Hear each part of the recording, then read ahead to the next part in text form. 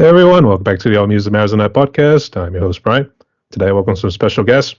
We got Donny, then we got Nick, then we got Tommy, and Johnny from the band, The Nine Realms. How you doing today? What's going on? Doing well. And good. That's good to hear. And I guess where are you boys hailing from? Virginia. I'll say which part of Virginia? Are you close to like Roanoke and more along the East Coast? A couple of us in Central. We're a little bit spread out. Nick's about a half hour from me. I'm in Culpeper County, out here in the middle of sticks, and my brother's about 50 minutes, east, southeast, something like that. Southeast, yeah. Central Virginia. Yeah. And then John's out there holding down. Yeah, he's holding down Manassas for us. So we're a little bit all over, like within an hour of each other, basically. But we'll go Central. Sounds good. I've actually interviewed a couple guys out of Virginia. Actually, you know the band Lux Extermina? Name sounds familiar. It does sound familiar. Never heard. I interviewed. His name's Alex, and real nice kid. A young group of guys right there out there kicking some ass. So nice. Heck yeah. Looks like there's a good scene out there in the East Coast. So make sure you try to hit him up and see if you get some shows out there. I guess for 2025. I guess do you guys got any plans? We got one looking in April, but we're a little bit in flux at the moment. But yeah, we got a couple new tunes we're trying to get out, and then hopefully early spring and all the way through. I'd like to get back out there and play anywhere and everywhere if we can. We got 2 new checks on the way, and drummer moving to another country, and got all kinds of stuff going on over here. But the music never stops, man. That's good to hear. I guess what's your drummer doing? When you say out of the country, is he going up north to Canada? He's going over to, where's he going, Colombia? Yeah, he's going to Colombia. Yeah, his job's got him going out there for, I think, 2 years. So he's bringing an electronic kit with him so we can still kind of keep the writing stuff going while he's out there. See how that goes. It'll be a learning experience for all of us for sure. But, he's going to apparently fly back periodically so we can book shows around that and then get a fill in if needed. So, I guess, has that been kind of a bit of a challenge right now with him moving out right there? Is that why you guys kind of in flux, as you were saying earlier? Yeah. Part of it. Yeah. It's when you got the heavy hitter, on the drums, he's going out for his job, like John said. It throws a little bit of a wrench in the machine, but we're figuring it out. Be all right. We improvise. We'll figure it out. So, That's right. All right, sounds good. So I do have to ask real quick. The whole name of the band name, Nine Realms, is it related to the Norse mythology? You got it. You think you're war for that? I don't know if you can tell by Chris Nick up there, but he that's it. That would be his thing right there. it looks like he busted out his You got the horn on you. beard straightener for the video. Or for the There you have it. Hey, man, don't hate. It looks good. It brings out the Norwegian sort of roots in him right now. So Yeah. I'm just curious how long it'll go. It's not stopping. So well, it's not going to. got a little ZZ Top action going right there. So that's right. Oh yeah. he doesn't do much probably. Just throw some sunglasses and a top hat right there. People will think he's really. Not a bad idea. But yeah. Go get my Billy Gibson. I should go get my ZZ Top beard from when I did that ZZ Top cover band back in the day. So I can fit in with you guys. I just make fun of them because I'm jealous because I'd have like 7 hair for a beard. Yeah. All right, that's all cool. So at least we got that part out of the way right here. But nonetheless, boys, welcome to my podcast right here. The way it's going to work is can I ask you guys some questions. It's good to know you guys individually as well as what you guys do both musically and outside off the stage too. So Awesome. are you all ready?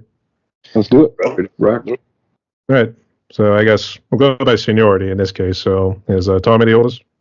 Yes. Ooh, we'll give it away. How'd you know that?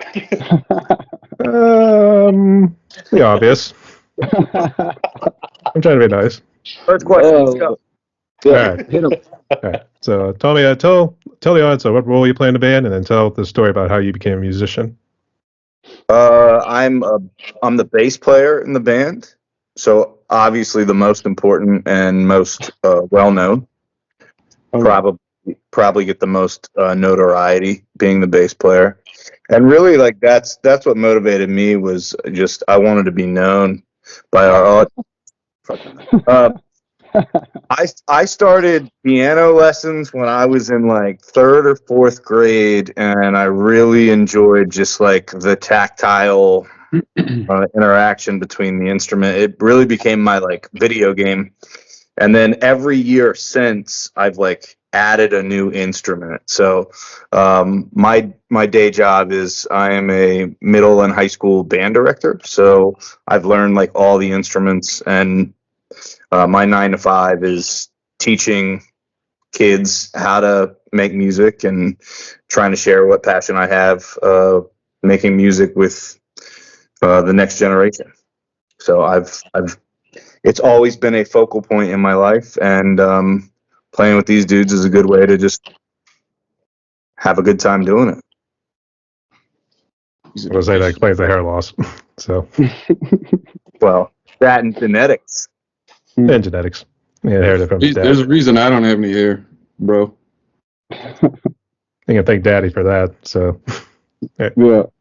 so I guess whoever wants to go next, I guess we'll just go down that way until we get to the youngest. So whoever is next. That would be little brother Doss over here, vocals. Tommy played a big part in why I'm in music for sure. He's just a shade under 3 years older than me, so as he was, learning all of these instruments, I was right there watching all that go down.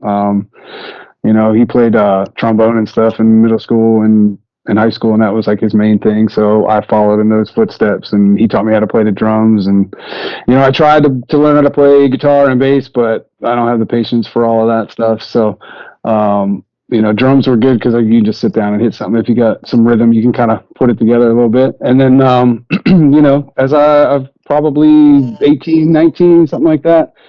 Just a young angry man, figured out how to scream along with some of my favorites, and actually word for word, I think my brother said, "If you don't join a band, I'm going to kick your ass." So, he's done that latter part plenty of times in my youth. So I was good on another one, and found a band, and actually it was the only metal band I could find. Like searching internet stuff like around where I lived was Mr. John Stiers over there, who is the next oldest. So nice little segue to you there, Johnny boy. Hey, man. Yeah, that was a fun time, man. This dude just found a random ad I'd put out on, what was it, Gig Finder? Mm-hmm. Just trying, me and my boys back in the day, we were like 17, like, man, we need a singer. We only got a drummer and a guitar player, didn't have a bass player, didn't care about a bass player apparently because we were only looking for a singer, I guess. And Donnie just kind of showed up in a 3000 GT and just ripped it. I don't even remember what to, and blew my mind. And I was like, all right, well, I don't have any concerns, and I don't care if any of these guys do either. And then not long after that, we're like, I guess we need a bass player. And we tried out a couple dopes, and they were nothing worth talking about. And then Donnie was like, well, I do have my brother that can play literally every instrument. And then that's kind of how we all got to playing music together, man. But when I was a kid, my uncle had a BC Rich Bitch 10-string and a full stack Marshall JCM 800, and I was like 3 years old. He'd let me rock on the whammy bar and shit, and that was kind of all it took for me to get into playing guitar, and it's just kind of grown from there over the years. You know what I mean? I don't know specifically what I was supposed to be answering. My bad. You did it. You did it. For the most part, you got it. It was just how'd you become a musician, which it sounds like it was from your dad. My uncle. Uncle, actually. But my dad did buy me my first amp when I was like 11, which was pretty awesome. I can tell he's subtly insulting Tommy over there, to be honest, just with all the bass playing and everything. So. Well, when he showed up, we never needed another bass player because he was just that good. That's for sure. So, all right. Violated the man of many faces, the many-faced god, I guess at this point we're at to call him. So, Nick. Yeah. So how I got in music, I actually mowed grass for an entire summer because I wanted to play guitar. My mom said hell no. My father said yeah. My dad introduced me to like a lot of blues growing up. Stevie Ray Vaughan. I remember I got the first Black Sabbath album from him, and he took me to see Metallica when I was 11. And I just remember that was kind of a turning point for me because me growing up, Green Day and like Blink 182 were the big bands, and then I saw Metallica and I was like, well, Blink 182 is gay, so Metallica is a lot cooler. So I want to do that kind of music, and yeah. So I mowed grass for an entire summer, and my dad matched me on the money, and we got a guitar. But the one rule my mother had was I couldn't have an amp, so I played guitar, an electric Telecaster for 2 years, no amp, and I couldn't figure out why it wasn't loud enough. So I eventually got an amp. But yeah, I think that was the question of like how you get into music, and then I mean, music has just been such a big part of my life. Like a lot of these guys are sports dudes, except for John. Me and John are pretty much the same on that. I could care less. Yes. Music is. You mean you couldn't care less? If you say you could care less, it means there's a lot of room for caring less. Thank you, Professor. I appreciate It's it. not. I'm happy to help. Yeah. Yeah. I tuned them out, so I didn't even catch that. So I'm glad you This did. is exactly how band practice is, by the way, Brian. Cheers. Yeah. I think we gotta get that horn away from him next. I think it's kind of affected Yeah, right. mentality now. So, like what I do for my day job, I took a little bit of a break from music to make sure my career was in line. I got to make sure to pay the mortgage and the bills. I do government contracting, so do IT. That's my day job. But that's it. I was gonna say the next one was landscaping because he's got the built. That's right. That's It's right. imposing right there. It's all fake, dude. It's just air. I just blow myself. But Little fake ball muscles. It's almost like that episode in SpongeBob SquarePants where he's got like the jack muscles, but it's made of air. right. Yeah, he's Christopher Nicholas Show Muscles Barbizette. That's right. Just jealous. Master Barbizette. Yeah, He's like, we don't need a Second Amendment. We got the Second Amendment right here. that's it. That's it. Yeah. All right, that's cool. So it seems like Nine Realms kind of formed around Donny and John. So I guess, can you give a little bit more of the history of Nine Realms? I guess how you settled on the name eventually. So the initial would have been Dead Syndicate was the initial band. That was 20 years ago. When me, John, kind of, John really put that together. I was like, second to last one in, and then Tommy came after that. But this iteration, 3 out of the 5 of that band carried over, but Nick and John put Nine Realms together. For the name, anyway, that was my idea as like a compromise for some other horrible band names that were being floated around. Not yeah, horrible. rememberable. I mean, whatever that last word was. Yeah, I think Nick was throwing out a bunch of different ones. Meth Gator was probably the best of the awful ones that he was throwing around. And then Nine Realms, I don't know, it's catchy, I like some Norse stuff too. I absolutely knew that it would be right in Nick's wheelhouse there. But yeah, no, John and Nick actually are. You can thank them for us existing because they got together. Well, yeah, mostly him. Yeah, I wasn't even playing guitar really. I was just drinking myself into an abyss, and he was like, "What? What are you doing? You need to play guitar with me, bro, and let's get some stuff on the smoker and jam and blah blah blah blah blah." I was like, "All right, fine, bro, leave me alone." And then it turned out to be awesome, and we would jam every single week, probably for what, like a year and a half, 2 years before 2 years, yeah. we were finally like, "Man, we need to get a drummer." And Donny had always kind of known, like, well, when you get your shit together, let me know. And we eventually did get it together. And then, Tommy was just a given. It was like, bro, come on. We need a bass player. So, yeah. It worked out pretty well. And then our drummer was just a random Facebook find that Nick found through some random chick that he knew. I don't even know. So he's kind of the only outlier, really. Everybody else has known each other for 20 plus years. He kind of came into the mix out of nowhere, which was pretty cool because he's just really good on the drums. So it was a good fit. Yeah. It definitely, we went through a couple, as John would call them, dopes,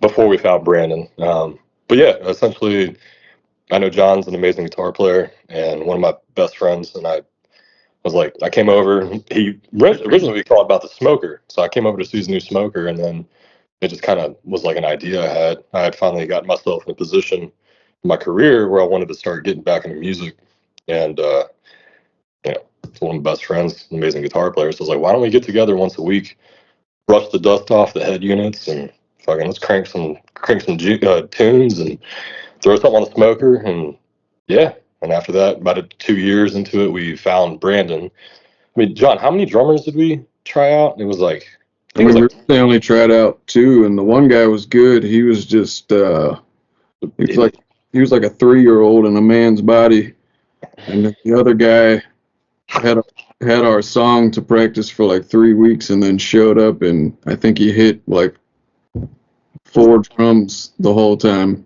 and then was just kind of like real awkward and left my house, and that was weird. Yeah, it was like he did like Rammstein style drums. I don't even know if he did any style. I don't think he did anything. Yeah, it was like AC/DC, like bass drum snare, bass drum snare. Just like, which was weird because he's really a decent drummer. Like I knew the guy; he was a pretty good drummer. I don't know if he was just I don't know. That was maybe it was a weird time in his life. In another dimension, he might have been perfect for the band. Who knows? But I don't think so. Correction. In another realm, he probably would have been. Yeah, in another realm, right? In the 10th realm, he would have been.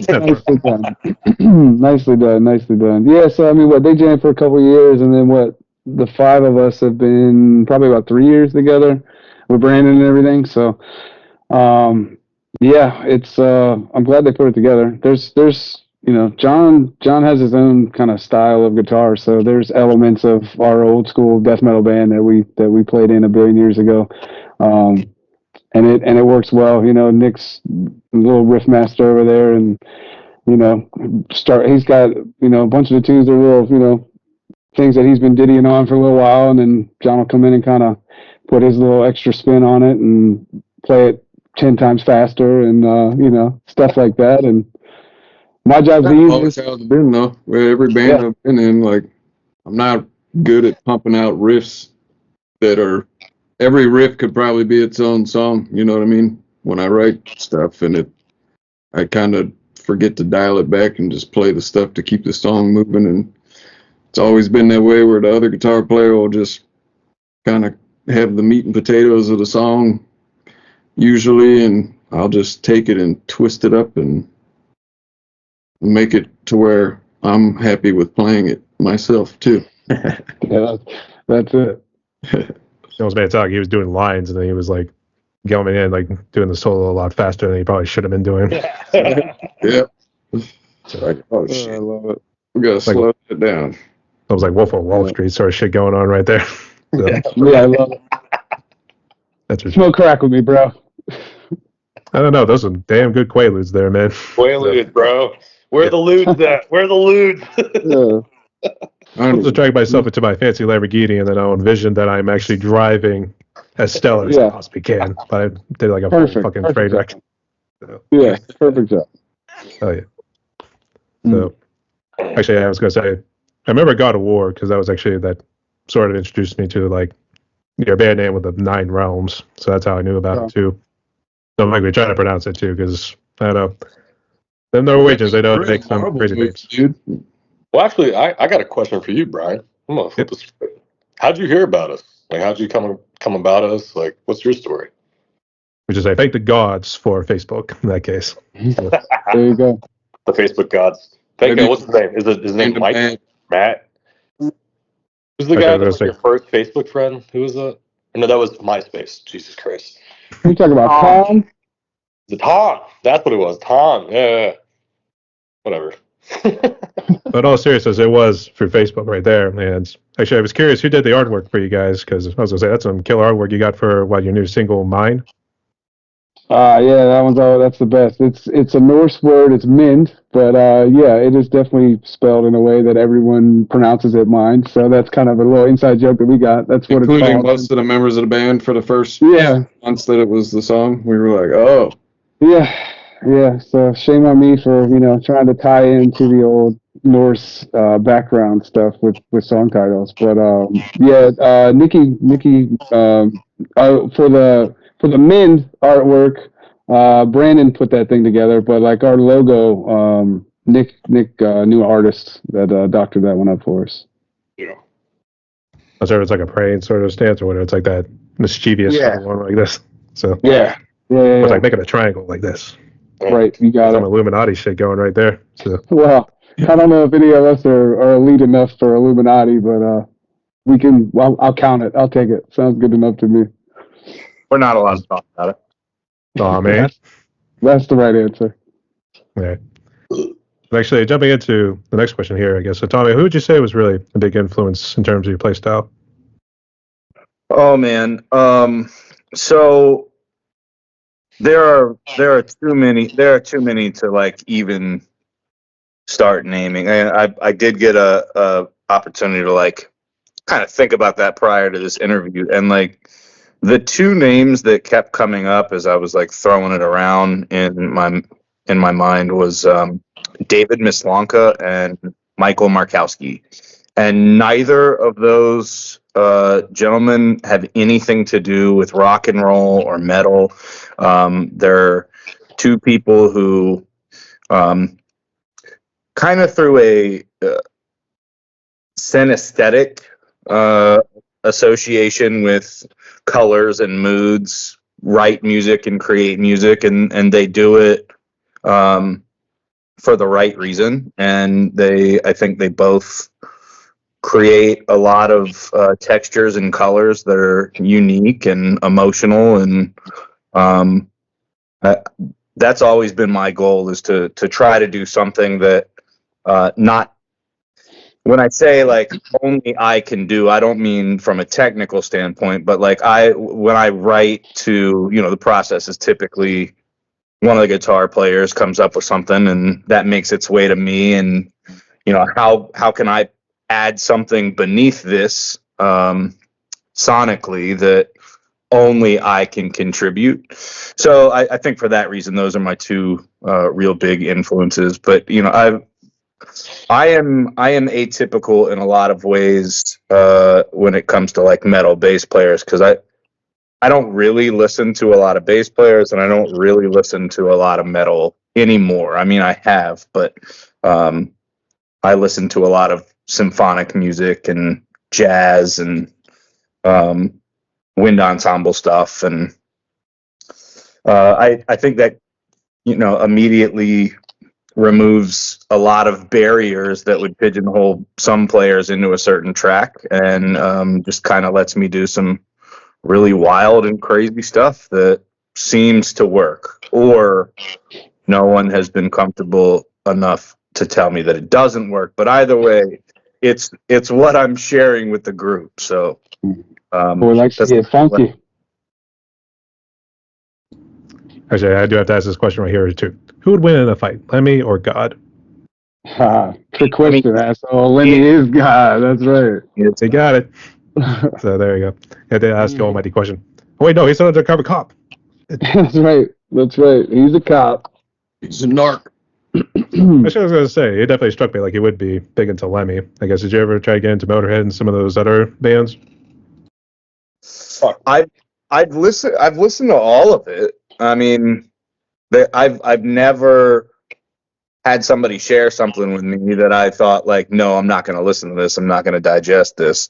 Some are better than others. I mean, Motorhead is remarkably simplistic when it comes to breaking down the compositional content of what those gentlemen did, but they had a blast doing it, right? And I think that's really like one of our motivating factors is we just want to have a good time making music. But when, like, one of my favorite things about being in this band is when Don and Nick put pieces together that make their way over to me.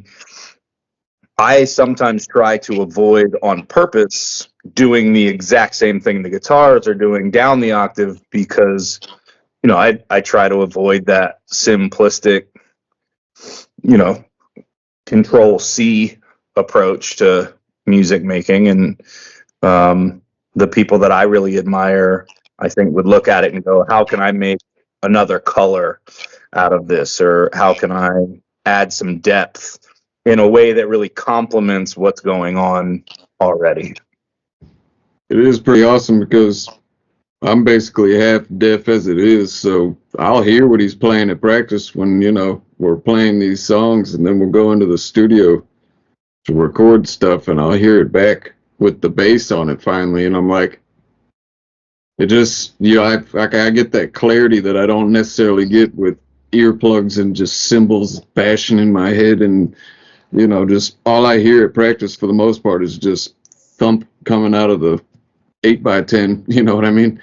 And it almost, like, at first it's almost like, man, what am I hearing? Like, the whole vibe of the riff almost changed for a second here. And then I'll be listening to it and I'm like, it just puts like a whole different spin on it, even though I've been hearing it for months, you know what I mean? Once I hear it in the studio, it's like really get a chance to actually hear what he's been doing instead of just watching his fingers trying to piece it together. And it's like, it adds a whole different layer that you think you know what he's doing until you hear it in the studio. It's like, wow,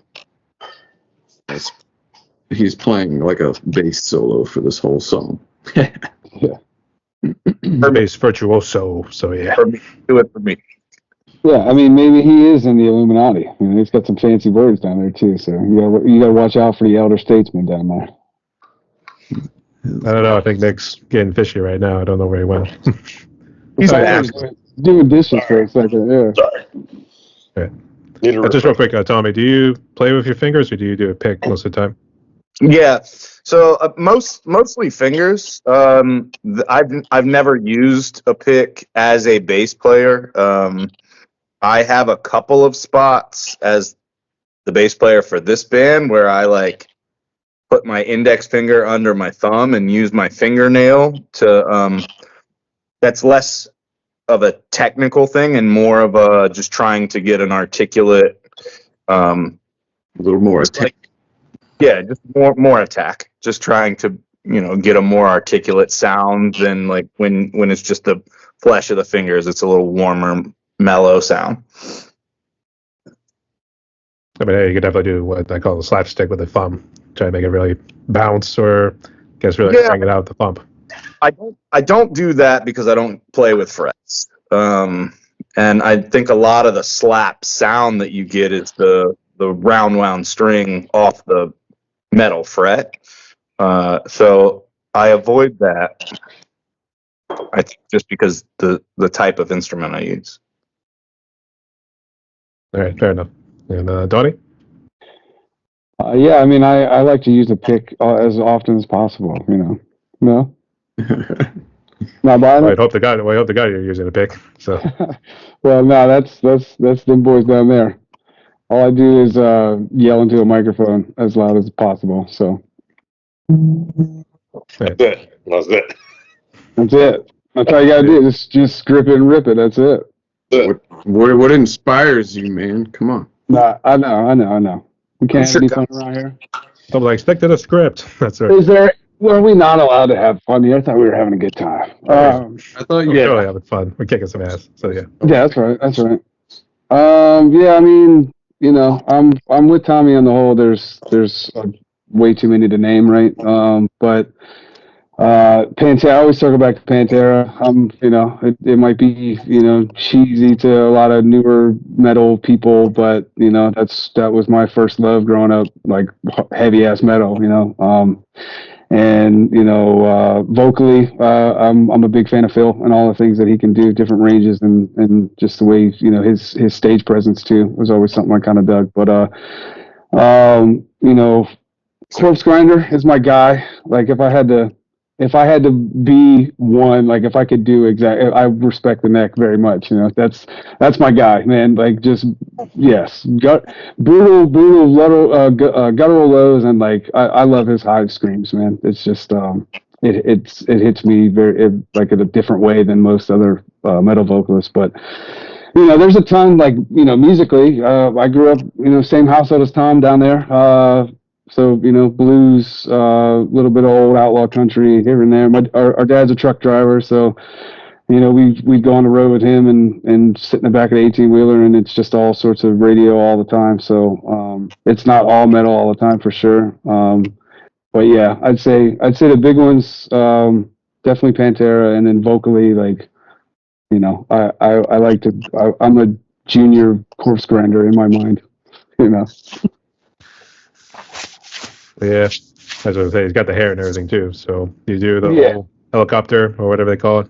Well, I used to, but I actually broke my neck a handful of years ago. Like not headbanging in some dumbass accident as a passenger in a little side by side thing, and I can still do it. It's just, it's a little dicey. I got metal holding this thing together. So, and age doesn't help either. But that's another reason why, like, you see these dudes out here. They're, Randy, another one, Lamb of God. Like these dudes are 50-something years old and they're just fucking killing it still. So it's impressive. I can only hope to be half of what they are in another 15 years from now. But I do my best, man. I working with what I got. I do my best.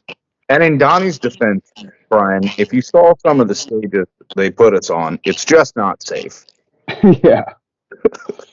Yeah. I did headbutt John's guitar 20 years ago at a very, dimly lit small stage performance, had the whole hematoma action and everything. We finished the set, but shit like that is it's a little dicey out there. So yeah.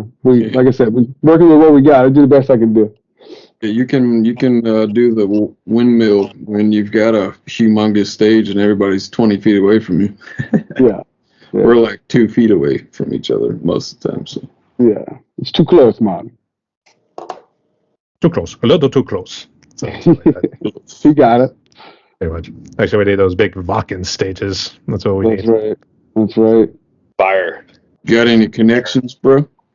They're nice. Not yet, but we're trying to work our way there. So hell yeah. We'll see what happens. John, go ahead. Yeah, man. As far as influences go for me, I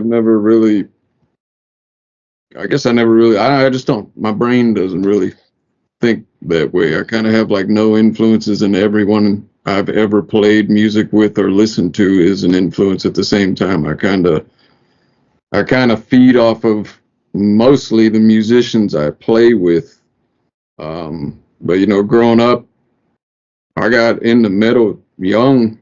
I mean, I remember, maybe not metal per se, but for a 4-year-old, blaring 9 Inch Nails and White Zombie with my mom, cruising around in her old Saturn. I remember listening to it on Pretty Hate Machine on my Discman, at the neighbor's house at a sleepover, hiding from everybody because they were pissing me off. I just wanted to rock out to some 9 Inch Nails, and then as I got older, it's kind of, I remember my mom was like, there's this new guy, Marilyn Manson, that I keep seeing in the news that all the parents hate him. So I figure you probably love him. So I bought you the CD, and she bought me Smells Like Children. And that was kind of the progression from there. And then, started listening to old school Metallica, stuff like that. But it was really when a good friend of mine, Matt, that I grew up with, somebody gave him Morbid Angel, Domination, and Malevolent Creation, Eternal. And he was like, man, I feel like you'll like this stuff, but I don't know. I don't know. His ears weren't attuned to it at the time, and apparently mine were, because I gave him shit forever for just handing those CDs away to me. And of course, next thing I know, he's saying that I didn't give them to you. I was letting you borrow them. He took them back, whatever, long story short. But that's what really got me into death metal. And like ever since then, that's pretty much been it. Like I don't really listen to a lot of music. And if I do, I'm usually disappointed in what I'm hearing. But like that. Trey from Morbid Angel was a big influence, I would say, early on. And as I started getting more into playing guitar and playing death metal, it was just kind of happenstance. Dying Fetus was another one of the early death metal bands I started getting into, and I had Destroy the Opposition, Opium of the Masses. I remember an entire summer blasting that. I figured out what they were tuning to by ear, because back then I couldn't find tabs. Finding shit like that on the internet wasn't as easy as it was now. And I remember I tried my damnedest to learn every song by ear from that album for like that entire summer. And, probably for the next 2 years, everything I wrote sounded like Dying Fetus. You know what I mean? I just kind of like my playing style now. When I was in Dead Syndicate with these dudes, it was probably a morph of that and the other guitar player who wrote most of the rhythm stuff in that band.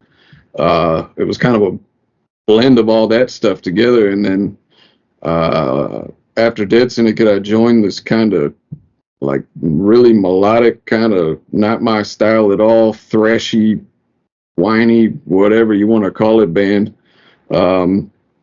It was fun though, and they kind of forced me to learn how to actually play guitar, because everything I learned I taught myself by ear or just playing with other people that I grew up with. None of us took lessons, so I had to kind of force myself to learn scales and all the different modes, and I didn't get too far really, but it's funny because ever since I actually learned how to play things in key and in scale, it's like so hard to go back to the Dead Syndicate days to write shit like I used to back then, because everything I wrote back then was just, it sounded cool. I had no idea.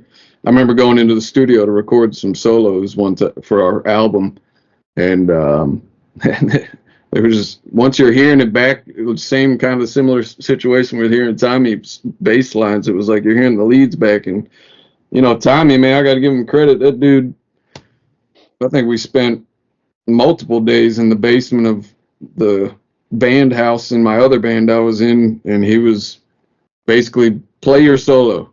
That note is fucking off. That is way off. You need to be up here. You need to, so like he kind of helped me tweak these solos to get them in key a bit. And I remember one specific song in the studio, it was just not sounding good at all, and I was getting fed up, and there was some random, who was that guy? Some random bass player showed up in the studio, and he was just, he gave me the vibes, man. He was like, man, you got this, bro. Just take it as you can, man. And that was the Beast Nero solo, which is still my favorite. Yeah. Down on that record. We did like 6 takes of each section of a solo, and it was a blend of what I was originally playing, but somehow, I don't know, man, something about that guy, that dude had some magic in him or something, because it was almost like one take. Yeah, and it was like one take each time, but the whole point of that is just, that's kind of what my influences are. It's just the people around me, for the most part, more so than other bands or other, musicians that I listen to for the most part. But then you also get stuff where you listen to something like Brain Drill, and you're like, how the hell do they play that? And it makes me want to go learn how to play their songs, type of thing. But that's more just technically wanting to know how to do something I don't know how to do already, kind of thing. So that was a short answer. Earlier. So, yeah, as I was pointing out earlier, that you got the bold head, so you got the John Gallagher starting up going there for you. Oh man, they were back when they were a 4-piece, and then they lost their guitar player back in the MySpace days. They put out an ad looking for guitar players, and I was only like 18, 17, 19, something like that. But I actually reached out like an idiot with no credentials, no video of me playing anything. And I always joke, though, that they never got back to me because they didn't need 2 Bald Johns in the same band. But honestly, they didn't reach back out to me because I was an asshole and just was like, I want to be in your band, and I've been playing all your songs forever, and sent them no proof that I can do it, and never heard back. That would have been some shit if I ended up in Dying Fetus back in the day. That would have been pretty cool. Would be like one of those things. Right, that's legit. So yeah. Yeah, dude. John Gallagher, I don't know. one of my favorite memories of seeing them live, I don't remember if it was a show we played with them at Jack's or not, but it was the end of the Divine Empire, Dying Fetus, whoever else tour. It was the final show was at Jackson Springfield, and the singer from Divine Empire came out with shaving cream in the middle of. I could never figure out how that dude could sing and play as technically and tight as he can at the same time. Like I forget to breathe sometimes when I'm playing guitar, so it just always blew my mind that he was able to do that. And he's up there just super serious in the middle of their final song, just killing it. And dude comes out with whipped cream or shaving cream and just as long as he could before it fell off the top of his bald ass head, just making a mountain of shaving cream on top of John Gallagher's head. And he was trying so hard to keep a straight face. And that dude, I mean, eventually he just started cracking up. He had to stop singing, and it was pretty hilarious at the time and now. Yeah, I was gonna say eventually he's gonna have to break at some point because that thing's gonna start getting in your eyes, man. That stuff burns. Well, he was pissed. He looked pissed at first because he didn't know what was going on. He snuck up behind him. So That's John's good. influenced by himself and shaving cream in the live show. That's what I got from that. Yeah. Pretty much. And Trey. I like it. He did mention Trey. So there you That's go. right. Trey, John Stiers, and shaving cream. Check mark. Yep. Right. My twin that's way better than me, and some weirdo that falls up on stage. I did get to see Morbid Angel with Motorhead before Lemmy died. That was awesome. Hell yeah. That did sound killer. All right. It's going to be Nick? tough to beat there, Nicky. Let's see what you got, Nick. As he unmutes himself. My influences are mostly Metallica, Sepultura, Pantera. Pantera's the big one. I saw them in '98 at Ozfest, and I remember being like, that is the coolest fucking shit ever. And ever since then, I just kind of delved into a little rabbit hole in metal. And then I met John and Donny, and they taught me about Morbid Angel and Cannibal Corpse and a lot of the heavy hitters, and it just kind of grew from there. But I think the most recent, biggest influence for me being more of the rhythm guy, is Gojira. I fucking love me some Gojira. Those guys are fucking riff masters, groove. That's my thing. Like John's talking about the meat and potatoes. That's what I'm all about. I want the rhythm. I want that groove. And then John just basically puts the gravy on top. You know, he spices it up a little bit. And so that's in a nutshell. I mean, but that and country, old country and blues, because my family's from the South. So we grew up with a lot of bluegrass, Earl Scruggs, Waylon Jennings, that kind of stuff. That's the kind of stuff I grew up on. Stevie Ray Vaughan. So there was always that element of that grit. But yeah, that's essentially why I started playing. I just took it and made it a little heavier. So yeah. Little by little, he kept getting heavier and heavier. So yeah. It's really how it happens, man. You find something you like, you listen to it a couple times. Like I remember when I first heard Cannibal Corpse, before like I was listening to Metallica and like Megadeth at the time. I was like, oh, this shit's stupid. It's like Cookie Monster metal. And then I heard a couple riffs and I was like, that's actually pretty fucking cool. I was like, all right. And it's just kind of morphed from there, You kind of open up your mind a little bit. So That's how I felt the first time I heard Nile when I was like 15. It was like a burned CD of, like Amongst the Catacombs or something, like one of those super old albums. And we were like, this is dog shit. And I remember we just broke the CD into pieces. It was probably like the lowest quality, burned CD you could have had. And then I heard it for real a couple months later because I was like, I should check that out again. And I was like, I'll never forgive myself for doing that, for that Nile burned CD. Blasphemy. Yeah. What's real blasphemy is I was at that same Ozfest that Nick was at with Pantera, and they were playing Walk as I was walking my ass to the car to leave because it was I was out in the lawn in the hill. Walk on home, boy. I was like that. I will definitely never forgive myself because that was the only time I ever got to see Pantera, and I was walked out during Walk. We were all at that show, but the only ones that knew each other, I guess, at the time was me and my brother. So, Yeah. but yeah, same. I did grew the up Think with- Johnny side because I actually did get really influenced by Dying Fetus, and they were actually my first death metal band that later got me Yeah. into it. So I Nothing still wrong remember with the look on my dad's face. It was more like, "All right, what the fuck is wrong with you?" That sort of thing. It's like nothing. I just need a little therapy and something that has a little cookie cutter growl to it. So that's all I'm that. asking. Hell yeah. Hey, to each his own there too, but at least helped me branched out to more of the New York and some of the Florida and some California, because I was going to say Donnie's got more like the Dave Robinson from Decrepit Birth Milk going there. He does. Except for less homeless looking. No, I just no- trimmed. Hey, Thanks. I remember when I first heard Decrepit Birth and I saw a picture of the band and I was like, did they just pick that dude up off the street what the hell?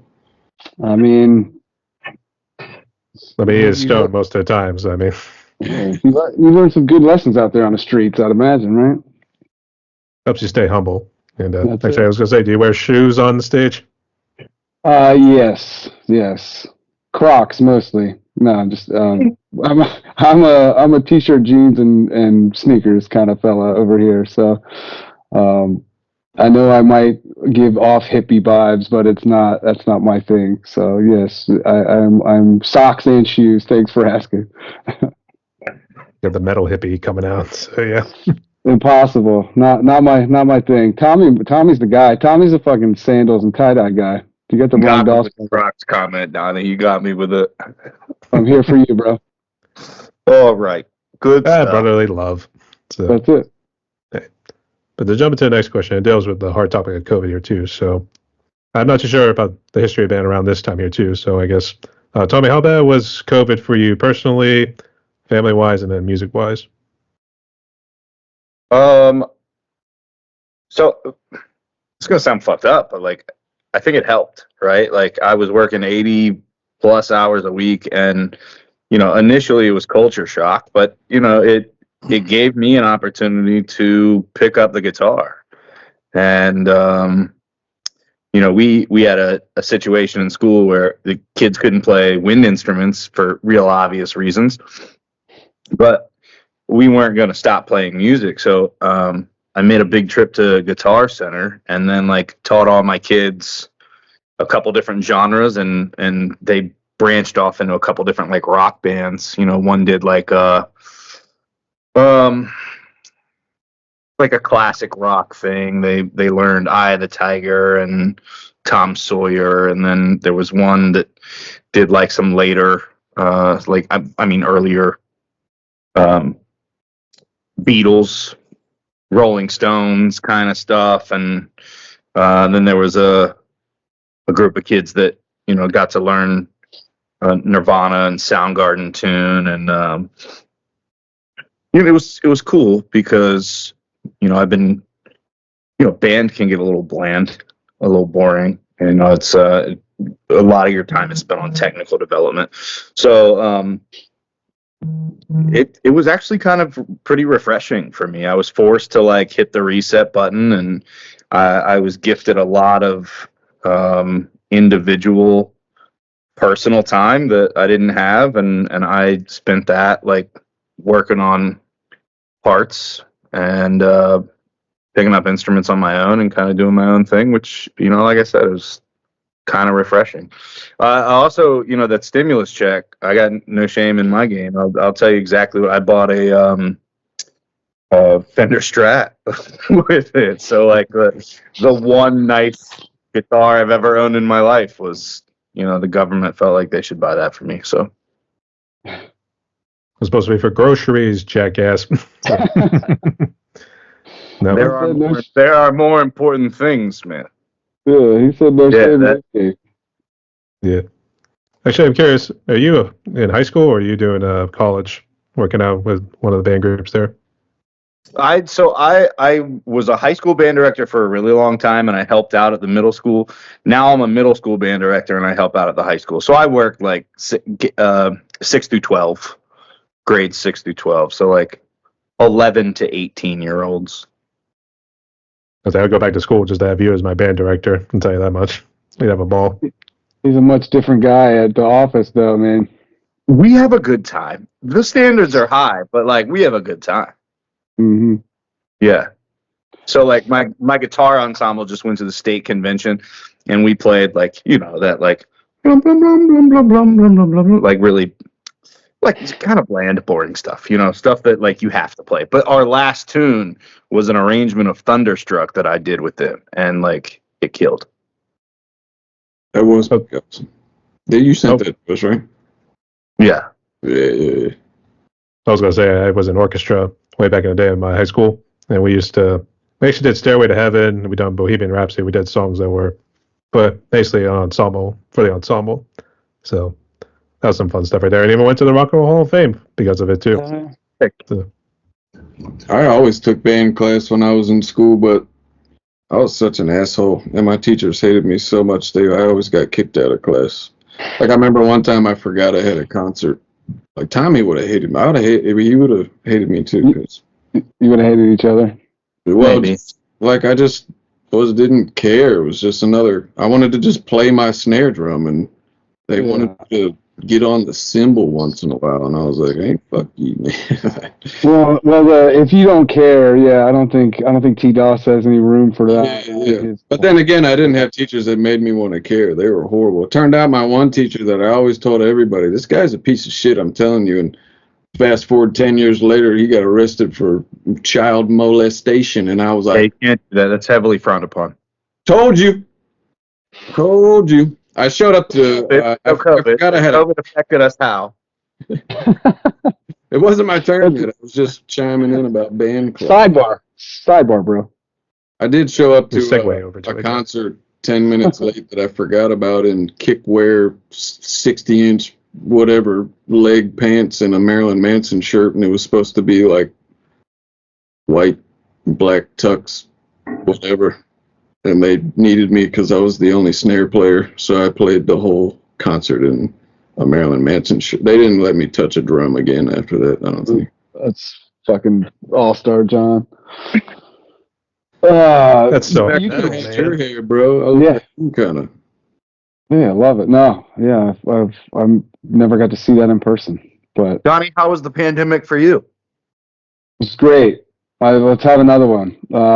I work from home, so nothing really changed much for me. The only thing that sucked, the big one for me was I had a string of pretty awesome shows to go to that got canceled like right after, So I had that first month after that shit hit and they locked everything down. I was a little devastated about a few different live performances that I'll never get to see again. Yeah, that one right there.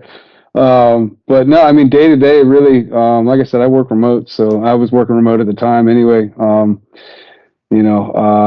It didn't do too much outside of just trying to stay healthy, Band wise, I don't think we were too active through all that anyway. So, I think at the time just kind of initially moved out to the country and was just a few months into my remote gig and was, full-time single dad in it for the first time in my life. And my little girl was like 2 and change at the time. So I had more things at home to worry about than the outside world. And I am a sociable fella, I suppose, but at my core, I like to be left the fuck alone. And that's why I live on the top of a hill in the middle of nowhere. So COVID was fine with me. I'm okay with being locked down and staying away from folks. But yeah, the main thing was me. There's a few shows that like that specific tour will never happen again. You know what I mean? So that was the biggest bummer for me. You and me both. I would understand that. Actually, I didn't start getting into shows till like afterwards. You playing the home game? Nick, what is that? A taco salad? Are you eating healthy? Man's got to eat. You're struggling with the new pun. Chipotle. Chipotle. So there we go. I'm sitting There's no E. coli shit going on there. Upstairs trying to be respectful to this call, and this son of a bitch stuffing his face right in front of me. No respect. No respect. I had a fucking long day. So did I. No respect at all. So yeah. None. How is this not respectful? You gotta ask. We got an interview going on here, man. Come on. Then talk. What you doing, puppy? You remember me? Yeah. She does. It was a little She dumb. does. She's a big fan. John, I know you kind of talked about some of your high school experiences in music, but I guess how that was COVID for you. Well, it was kind of weird for me because at the time, not long before COVID hit, the company I work for still now, when I initially got hired, they're a cloud solutions provider, IT, all that fun stuff. But they had a bunch of customers in Virginia specifically that had these legacy contracts from Vonage to do on-site support once a week, and it was like 5 customers, so they hired me and another guy that I still work with, and we would just kind of travel from office to office throughout the week, and we hated it. My company hated that we had to do it. We all knew we were wasting our abilities dealing with these customers when we've got 1,000 cloud customers that we could be supporting alongside the rest of the support organization, and they were trying to find every excuse they could to figure out how to get them back out of these contracts to get rid of this on-site support crap. And really not long before COVID hit, I got pulled over drinking, driving, and I ended up losing my license. I didn't get a DUI because I refused the breathalyzers. I didn't know that that's an automatic, you lose your license for a year. You can't even get a restricted license or anything. So I called my boss and told him straight up what happened, and he was like, you know what? Screw it. That's fine. You can just work from home, and we're going to just transition you over to support. And I was like, all right, sweet. So they hired this contractor to fill in my spot, who, funny enough, still works for us also. And COVID hit like 3 months later, so he never even got to do the on-site stuff. The on-site stuff fell off the face of the earth for 2 years, and I'm assuming they just never, they just canceled that off. They were like, yeah, we're not doing this anymore. So I, kind of similar to Donny, like I was already working from home, just kept working from home. Luckily nobody close to me, or really even anybody close to me for the most part, had to deal with any type of horrible death or anything like that.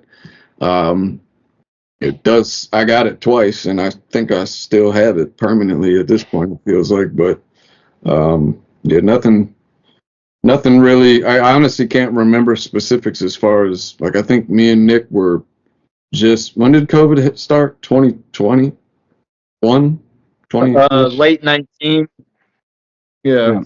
Late 19, early 20. It's 2025. I started working there February 2019. Yeah. So, I mean, that's probably kind of when we started hanging out, started writing shit, was during COVID, honestly.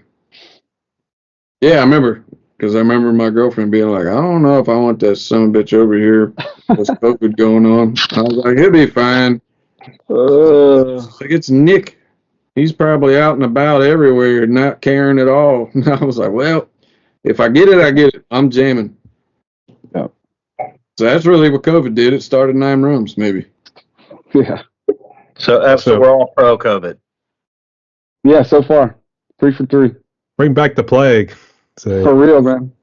I might pass on that, but like at the time, it was a welcome change. You don't want it again? I'm good. No people died in this case. No people died, but we would like to work from home. So right. No, actually, I would love to go to work tomorrow. I can't because it's snowing, but yeah. School's closed. Yay. Hate it. I mean, maybe Nick can bring you some Chipotle and make it all better, man. Yeah. Is that what you're having Chipotle? That's what he said. So like I said, Nick. Did you get double meat? Look, shout out Chipotle if you're looking for, any sponsorship opportunities. Big fan. We'll give you the extra meat that you don't give us when we order our burrito bowls. There you go. And offer bastards. What does it? Actually, we're relating to it, Nick. So actually, Nick, how bad was COVID for you? It is your turn there, big boy. COVID was good. It was good. COVID is good. Yeah, you got to thin the herd. You know, Awesome. I had no quarrel with it. I am not. I don't have health issues really. I work out all the fucking time. You know, I feel like if people just kept their fucking distance and stopped being idiots, we wouldn't have been in the situation we're in. But you know, it's to me, I don't buy the bullshit. I don't believe in COVID. Nick, it's not a political. Nick, it's not a political question. How did it affect you personally, my I brother? don't believe COVID that everybody I know except for me got it. Yeah. Thank you, Thomas. You done? We'll skip like Nick. perhaps He Nick. finish his meal. Yeah, I think he needs to finish his meal. I think he's getting a little cranky right now. He's hangry right now. So I'm fucking hangry, but I'm cool. He's had a long day, was the word. was like deep breaths. Nick, It was deep breaths. fine. I work IT. I worked remote, and I did my home workouts. So yeah, everyone can fucking whatever. Thank you. That's all I gotta say. 9 Realms is pro COVID. I had no idea, guys. Yeah, so far. The 9 Sweet. lives. So yeah. Yeah.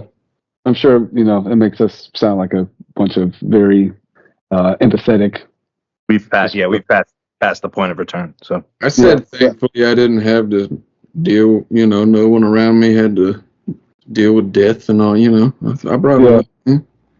that was I thought it was- empathetic. Yeah. I thought it was a fun chat around the room. Let's press on, shall we? All right. But in all seriousness and all jokes aside, good to see you boys are doing well there. So it's good to have you guys along here for the ride. Yeah, man. Yeah. I think like musically we weren't really heavy into the game, right? So COVID didn't really affect the band that much, I guess is to wrap that up. But definitely not, pro hope everyone gets to play and dies, but just in case anybody was wondering. We keep our work from home option still available, which unfortunately I 100%. lost, and that sucks. So Yeah. There's a big old push to go back to the office. Luckily, Let's do it. yeah. I guess I didn't think about the fact they were trying real hard to force me to move down to Raleigh to our headquarters down in North Carolina, just right on up until COVID started, and that conversation just never came up again. So I guess that was a benefit. Pro Cup. You'd have missed all this, John. Yeah. So thank the gods. So that's our deal. So Amen. All 9 of them, or however it works. absolutely. All right. So moving on here to the next one. Tommy, what sort of gear do you use? I play a fretless Warwick Corvette 4-string. It is the nicest bass I've ever played in my whole life. And I run it through an Ampeg digital head unit and a speaker cabinet that is far too large for what we're trying to do. Certainly is. I only say that because I got to move it most of the time. I can't wait till Donny fills you in about his PA. Oh, buddy, we got the PA right here. That's all that matters. Hey, this man knows. Oh, yeah. Nonetheless, go ahead. What sort of mic do you use, or do you use the mics that the, venues provide? Yeah, I mean, I don't really know the house mic too much. I haven't played with mic in years. Yeah, right. No, I use the pick that Tommy doesn't use. That's what gets me through. No, it's I'm house mic guy. It's fine with me. That a long time ago, the first attempt at rock stardom, I had like a Shure wireless mic and all that stuff, and that was cool. But I don't mind the cable. It gives me something to lean into and grab onto while I'm doing my thing. And house mic's fine. On my own, like at practice and stuff, I got the old Shure that everybody uses. And yeah, my PA is probably older than Nick, but it does the job. It's like an old Fender Travel PA that I've literally had for about 23 some odd years, I think. So, but it still works, which is impressive. So there's another plug for another. If Chipotle and Fender want to, link up, we're big supporters here. That's twice we plugged Fender. Hell yeah. I thought it was twice we did Chipotle because I know we made fun of Nick for it earlier. Well, we would never make fun of Nick, but no, I was talking about my stimulus check. I got the American Strat. There you go. Okay, fair enough. Got the steamy strip. The DOS Bros That's like Defender. Yep. Okay, and Johnny? Man, I have been playing the same Jackson RR1, Randy Rhodes V. What, like 20 years now? Same one that almost killed Donny on stage forever ago, I think. Yeah. I don't remember if I've got two. That was my first nice guitar. Was a used RR1 that I got off eBay. Some asshole bid wore me up. I thought I was getting it for $600, and I ended up getting it for like $980 or something, which honestly was still a steal. But eventually, my mom's been my biggest fan my whole life, man. She's been to every goddamn show we've played, every video of Dead Syndicate. She's the loudest one in the crowd, every single one. And after Dead Syndicate, when I was in Fierce Allegiance, I was supposed to be going on some European tour, and she's like, well, you need another guitar, don't you? And I was like, so she ended up throwing down and getting me a damn brand new RR1 custom shop, USA, whatever. And that was awesome at the time because, I was only like 19, 20, broke as hell. And I've been babying that thing and playing it ever since. And in the last probably, I've been playing on angle heads for damn near just as long as well. I've always had tube amps ever since I got my shitty crate Blue Voodoo back in the day, which at the time was awesome. I just didn't know how not awesome it was until I got an Engel Savage 120. That thing blew me away. It blew me. And then I ended up getting an Engel Fireball recently that is way more my pace. It's just death metal channel and the clean channel I never touch. So it's perfect. The Savage is like 4 different channels with 10 different voicing. It was just too much for me. It sounds awesome, and I've been playing through the same Vader cab probably for just as long as well. It looks like it's been through World War III, honestly, but I just got a little bit of new gear actually recently that I'm kind of trying to get used to myself.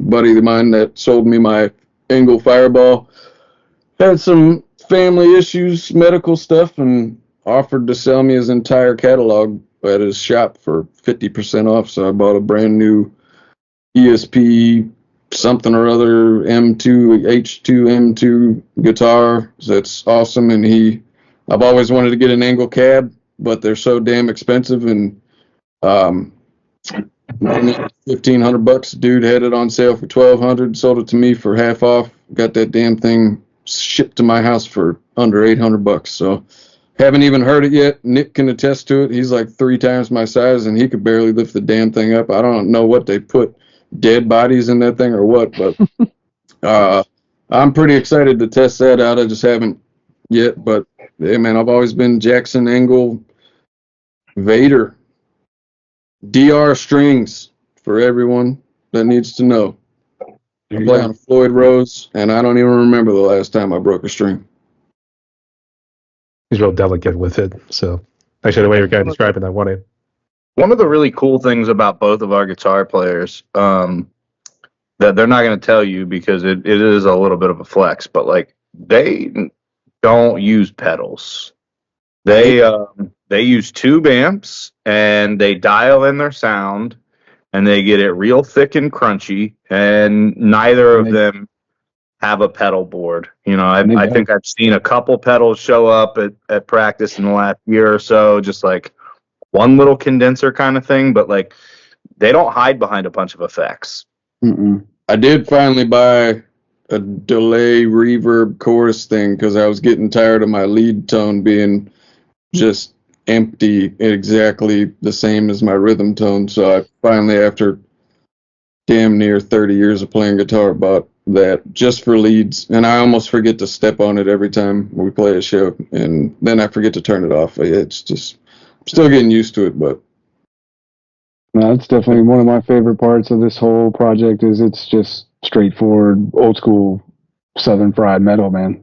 I fucking love it. So, Nick, you got gear, bud? I hope he has gear. Oh, he's got gear. Yeah, I play through gear. My jam is like LTD, ESP guitars with monster cables, and I have a Mesa Boogie triple rectifier through a Vader cabinet. Has a lot of low end, a lot of crunch. Like Tommy was saying, the only thing I use really is the tuner. That's it. As far as if I Noise suppressor once in a while. yeah, See that face? honestly, the Mesa fucking does well on the noise gate aspect of it, but yeah, it's pretty straightforward. Like Donny said, don't really fuck around too much. There's no flang. There's no fucking delay and reverb and all that bullshit. So that's what I work with. Just straight heavy Southern metal. So yeah. You got it. Actually, the way John was kind of describing that 1 amp earlier, it's almost like they put Thor's hammer in it. I forget how you pronounce it. Is it like Manor or something? Mjolnir. Mjolnir. He knows his Norwegian shit, so yeah, we turn to him for that stuff. So I Absolutely. just know that, what's his name? Chris Pratt or some shit? Chris Chris Hemsworth. Hemsworth That's Thor, man. is the real Thor. So yeah, the long hair, the sexy abs, and all that stuff. Tell me, man, in Thor Ragnarok, when they're in this little fucker's room, there's a band logo sticker on the wall that says 9 Realms. That's true. It's us. Because there's no other 9 Realms band out there that looks like they got a metal logo. Yeah. And I want to make it clear. It can be. I want to make it clear. Chris Hemsworth is not Thor. Thor was not a blonde. He was a redhead to represent his fiery personality. So, Bring it around. You're fuck a liar. that. I'm not. I'm breathing. I'd say whoever can go out there and take on the giant snake, like what you see on I'm on a Mars album, Twilight of the Thunder God. There you go. I mean, that one, it looked more like it was a brownish sort of color right there. So I think it's got more of Nick's sort of look right there. I mean, if Thor's a ginger, then, we need to change our name, and I might quit right now. So. You know, whip up the South Park, be like, oh God, he's ginger. Exactly. Unacceptable. Don't touch him. Actually, this is what we call a D-walker. So You yeah. got it. I got with your camera, color saturation. You got a little ginger look going on there. All right, maybe he is I then. Was that Nick, or are you talking about me? Donnie is him. Donnie's got a little orange. Trying to make it out, yeah. He's He's hiding it, so he's probably blonde, hiding dirty blonde. Yeah. it. So, Donny, here for the next question. Are you the main songwriter, or do you guys take turns with writing lyrics? Yeah, no, that's all me up to this point. There's been these dudes they kind of help with like a working title when they're putting their music together. You don't know what those are. Nah, I'm not gonna share any of those, but they're inspiring. Yes, yeah, they're inspiring in a certain kind of way.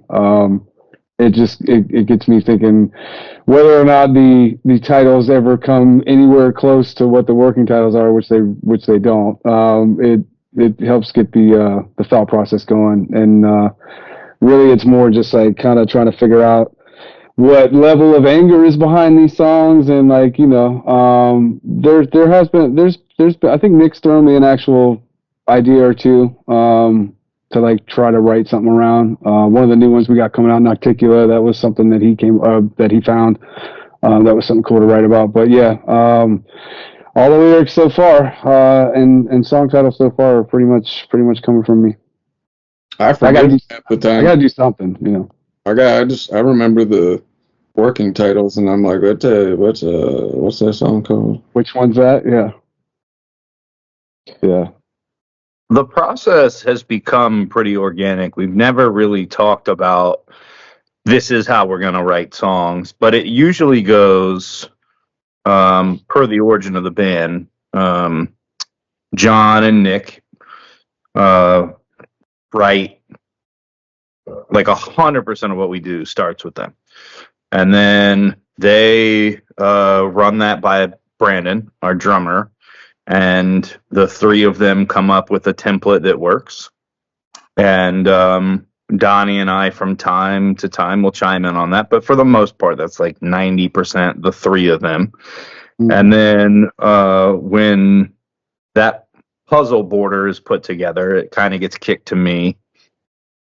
I guess me and Donnie simultaneously, and then pretty much. Yeah, and then I'll add the bass part, which doesn't really change structure at all. And then, it's different from tune to tune. I think the first 4 tunes I heard were written, and I recorded bass to 2 of them before my first band practice even. So I've always kind of had a, like, you guys do it, share it, and then I'll orchestrate that bass part. And then those finishing touches come from Donnie's vocals. So it's typically guitars, add drums, add bass, add vocals. There's definitely been some times, though, where we've got a mess of riffs that we're just stuck on, and Tommy's good at bringing that professor side to things and helping us kind of figure out how we want to choreograph everything, which is pretty awesome if we're stuck. But a lot of times it is really just a lot of the songs that we have that we've recorded, we've got like 10 songs that we haven't done anything with because they're those songs that it's like it just wasn't organic. But then you've got songs like Anubis and Mend and things like that where it's like they just fell out my ass one day or out of Nick's ass one day, and it was just like they were good. Like, let's tweak it, let's make it a little fancier in some spots, but for the most part, a lot of the songs we have just kind of happen. Mm-hmm. Yeah, I thought I felt something, so it slipped. So what?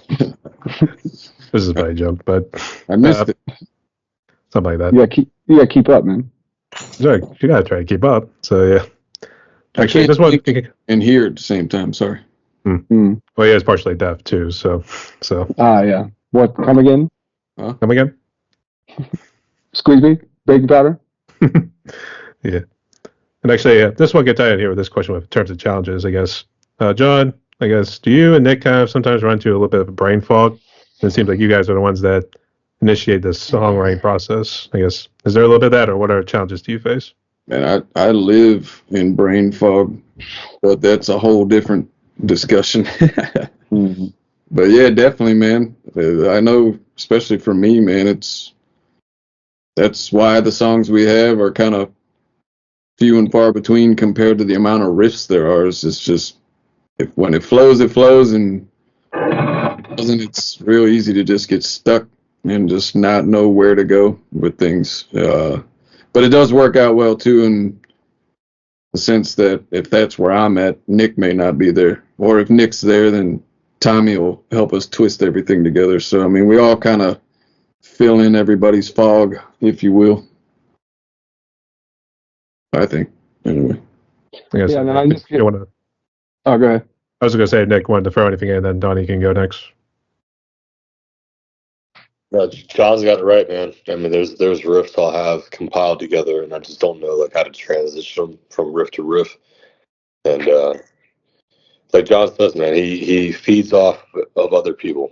So that's kind of the dynamic we have. I write the meat and potatoes of it. John throws a lot of the melodies and the solos, and we get together and really do the composition of it. And then when we're really struggling, the professor will step in.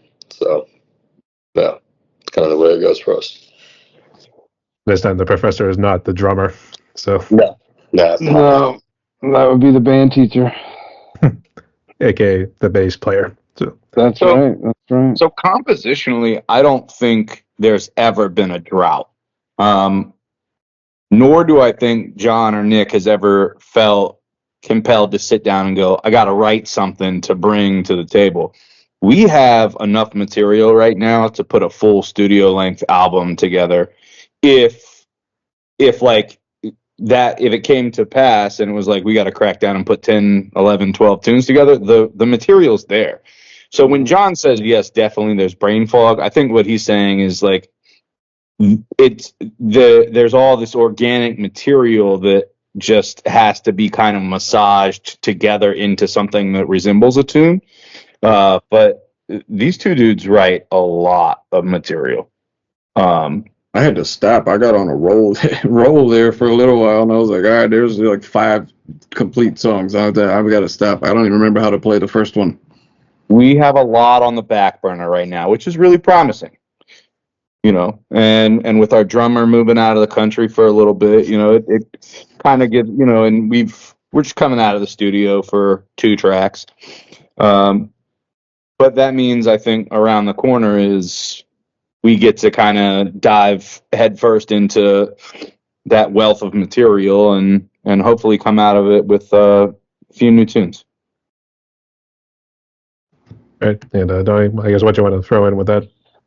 Oh, it was just going to be a smart ass comment. It's something along the lines of, you know, I get to blame my inactivity on these guys not having a fully massaged, ready to go tune. So, my job's always the easiest. Once they finally get something locked in and like this is start to finish how this song is going to be, you know, I feel like I'm pretty proficient and efficient, if you would say, putting vocals down. I mean, lyrics and vocals together. So I like to blame, you know, my inactivity on them not having their shit together. So it's easy for my It's side. funny because I'm always give him shit. I'm like, all right, man, the song's been written. Where's that? He's like, well, where's the drums? Where's that? I'm like, man, where's this shit? And then he'll show up to practice when he's finally like, all right, I'll have it next time. And it's like a fucking fully fledged, like the vocal patterns are perfect. I'm like, this son of a bitch leading me on.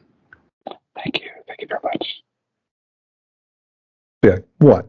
So Yeah. I mean, everybody's got full-time jobs and everybody's old as shit, and we all feel like we're 75 there, even though we're not. And you know, a couple of them got kids and things, so you know, it is hard to make things happen in that sense. But we're we're pushing into more of the digital age a bit and getting used to writing and sharing music, recording it ourselves, and especially with the drummer moving, you know, we don't really have a choice now. So sat down and showed them how to use the drum program tool I've been using to kick out ideas, and I think we'll probably end up, honestly, hopefully with him being another country, we may end up actually getting more done. So we'll see how it goes. We have to, but yeah, I mean, life gets in the way. You know, everybody's got a day job, and you know, if we were paid musicians, like a career paid musicians, you know, touring, all that stuff, or had a label where you have to put out an album, like the whole process would be vastly different, I'm sure. But You have like 3 albums by now. at least, yeah. But we do what we can do. I mean, it's tough. It's tough, you know, being not exactly next door to each other, and yeah, people got shit to do. So it's we're probably could be a little bit more efficient, you know, and should have probably had at least a handful of more tunes out. But that stuff's expensive and time consuming, and yeah. So I think we go quality, I guess, over quantity at this point, because you know, instead of just pumping out because you can, like the ones that we put out, I think everybody's pretty proud of. But yeah, hopefully we'll pick it up a little bit. I think another problem with John is I think he can easily get carded whenever he walks into a bar. I mean, you guys got a fish share a role in there. So Yeah. Oh yeah. It's funny because when my hair on my face and head start to grow in, I feel like I look like 10 years older than I am when I'm clean shaven. Because then you see that it's like, you can count every single hair on my entire neck up, pretty much. I was saying, my grandmother used to say, like, don't hide behind that beard. You're hiding your pretty face. That's her deal. So, Yeah. Oh, baby face John over there. yep. That's how it's always been. All the hair grew elsewhere for some reason. Down south of the border, we probably could say. Mm-hmm. Hair Whereas I think is what Big we're Nick's getting migrate all the way to his face. So, yeah. We're all thinking the same thing here. Oh yeah, Love it. we're having a killer. How about you, Brian? How's your balls? They're going good. They're Good. going strong. That's all that matters. That's great. I That's mean, I've been great. on Code Blue for a good while here, mate. So, but I'm pretty much just living. I'm happy single. We'll just say that. I'm happy being single. So, Hey, Yeah. I'm about to be that myself, man. I think I'm gonna enjoy it. for a little while. All right, we'll see what happens. Yeah. All right. So, who handles the social media aspect? Do you all play a role in it? Yeah, I think Brandon usually handles the Instagram, I guess. We kind of split the Facebook. John's been picking up a little more slack on that side. So, I mean, I think when you see stories or posts, it's generally coming from Brandon pushing the button, but there's a decent amount of collaboration, I guess, with all that. It's a divide and conquer approach for sure. I think we each kind of take our own individual platform, and there's some consistency. We talk to each other sometimes and say like, I'm gonna post this, so then we copy and paste, but sometimes we go. Yeah, I mean, everywhere's got Tommy, access. TikTok. Yeah, Tommy is the TikTok czar. TikTok for Tommy. sure. TikTok Tommy. TikTok. So who knows what's going on over there? Like I I don't would have say TikTok. for the most part, the primary social media handling, as far as communicating, front man style, perfect fit. That ends up being Donnie most of the time, and then the ads and the stuff like that. Drummer handles most of that stuff. Brandon's a close second. Because I ever put that post up on Facebook and say thank you, and then pretty much give the guy a kiss on the side of the face right there. Because, like I said earlier, that's how I found out about you guys. So, Oh, yeah. but I guess everyone here can pitch in. But I guess for the next question here, I guess what do you guys make of social media and AI these days? Think I'm falling away, or do you think it's getting a little too invasive? It's just a lot, man. There's just a lot, I imagine any musician has this problem. At some point, it feels like a drop in the ocean, regardless of genre. There's just so much, and attention spans get smaller. And I don't know. I don't like to play the game necessarily, like doing the whole, content, like bits and whatever to get attention. It's just, I'm not that flashy. I don't know. It's a lot. That's the best I can say. Yeah, I really only started posting shit on Facebook when this band got a Facebook page, and I was like, well, I guess I'd be an asshole if I don't share my own band stuff. So yeah, TikTok Tom. So I wonder if he's busting a move on TikTok there. I hope so. Yeah, what's going on over there? How many followers we got on TikTok? Like 7? It's a lot, like it doesn't work like that. It's like per post, but we get like a couple grand per post. Nice. So it's a good thing because it gives us a direct avenue to get our music out to people in a way that if it wasn't there, they'd have to walk into Sam Goody or some shit and like thumb through and find the Nine Realms CD, like the early 90s style. I think a lot of us it's kind of an afterthought for a lot of us. I think we play and we make music, and like if there's a show coming up, we get the show poster and put it online, and if people see it and show up, cool. And if not, then fuck them. Yeah, pretty much.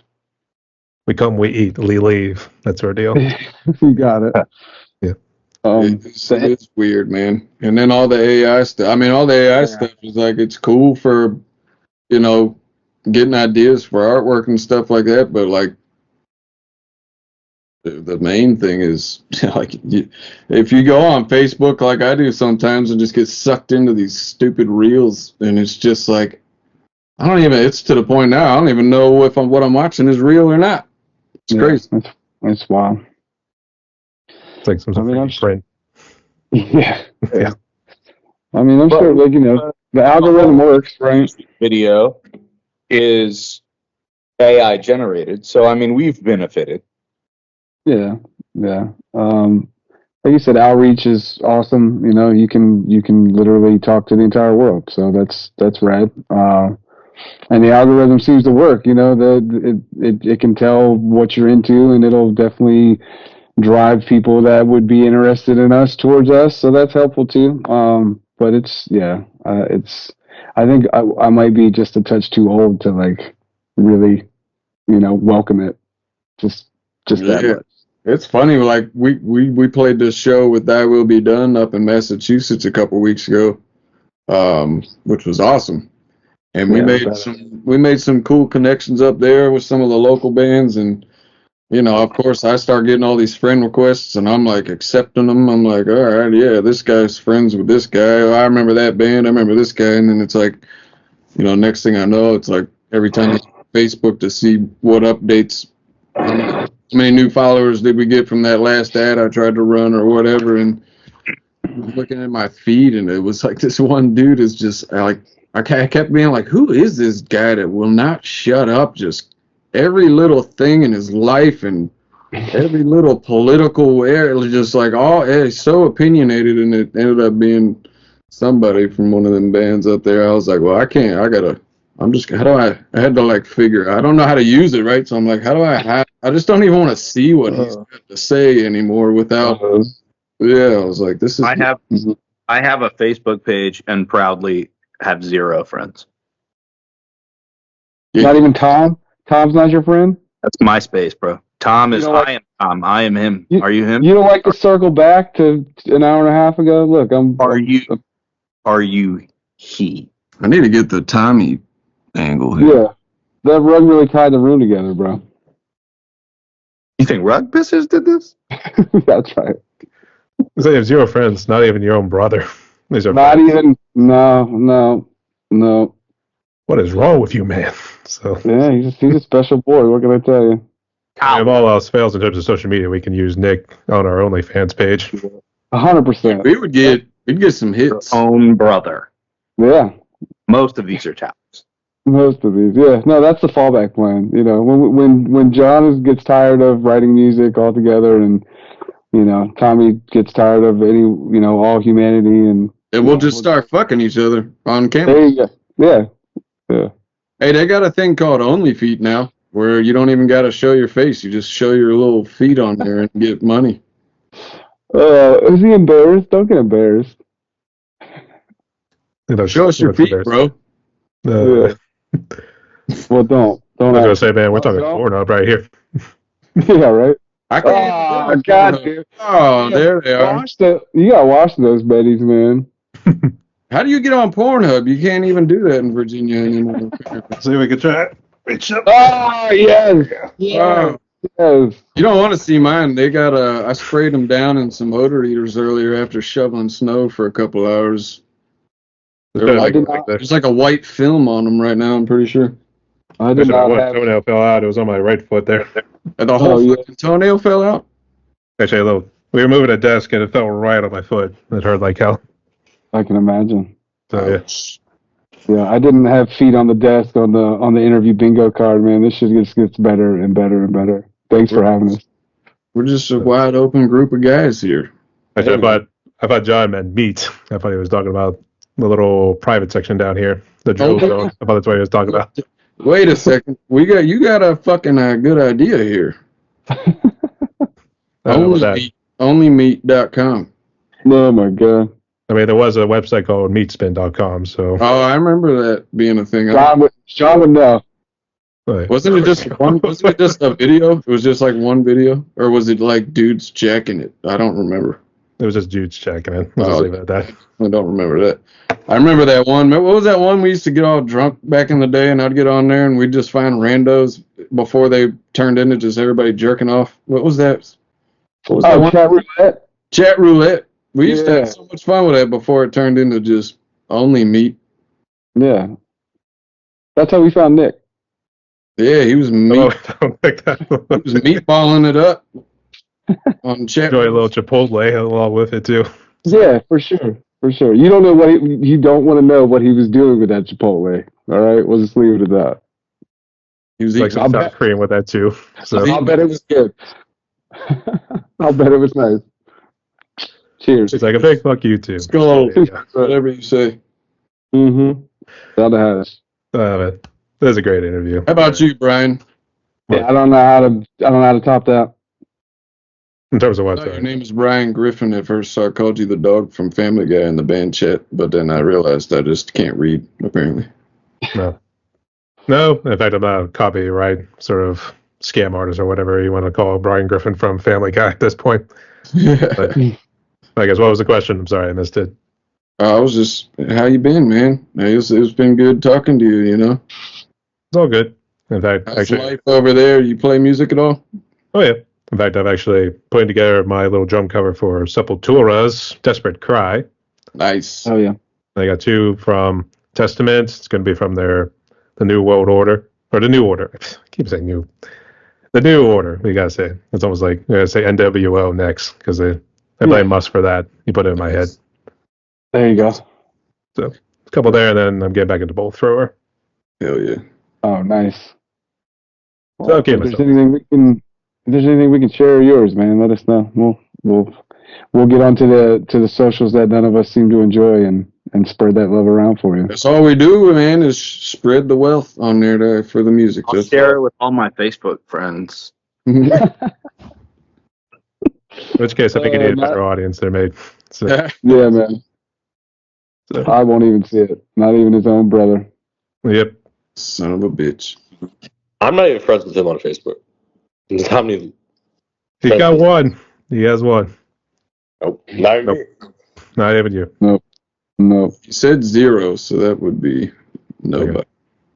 Hey, how about maybe it would change? It could change any moment. I'll tell you that much. But I'm going to send you a friend request. I'm going to find you. I didn't even think you had one. Mm-mm. And then I'm going to just tell you to go fuck yourself and hang up, and then unfriend you. I think he's keeping. I think he wants to keep his distance from humanity outside of being the band director. Every now Yeah, I and then. think most people would feel that sometimes about me. Was there anything else? Because actually, we've been having a good fun right here, but we're actually getting into some extra fun questions. But was there anything else? No, sir. I think we said it all, bro. Or too much, you know. Yeah. Maybe a little too much every now and again. So I think. We're good for that.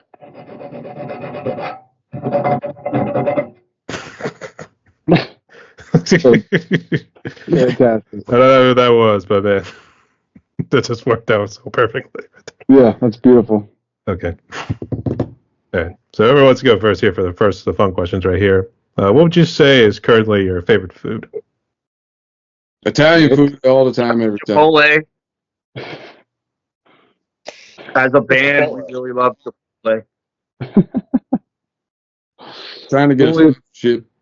Only if they pay us, yeah. I don't know. Steak and crab legs. Give me some surf and turf. What's There it is. There it is. This He for me, does it happens like Chipotle right there. Yeah, I mean, you can eat now, I guess. Fuck it. Yeah, maybe we've been having fun at this point, so we already made fun of him enough at this point. So Right. I mean, I'm telling you, ever since I was a kid, man, Italian food has always been. I don't really have like a favorite food, but every time I'm like, nothing sounds good, and it's always Italian food. Yeah, can't go wrong there. that's true. I was gonna say, was Tommy's the same? I'm not sure we lost him there. He might have went to get some food. Tommy's a big barbecue aficionado. Smoked meats. Now, don't get confused because this particular shot's only got me from here up. But like, I'm a big boy, and I like all of it. I kind of like all of it. So I like to eat. I do. I like the food. I like to get a little food. He subscribes to the other only meats. Mm-hmm. The one that we can at least enjoy eating.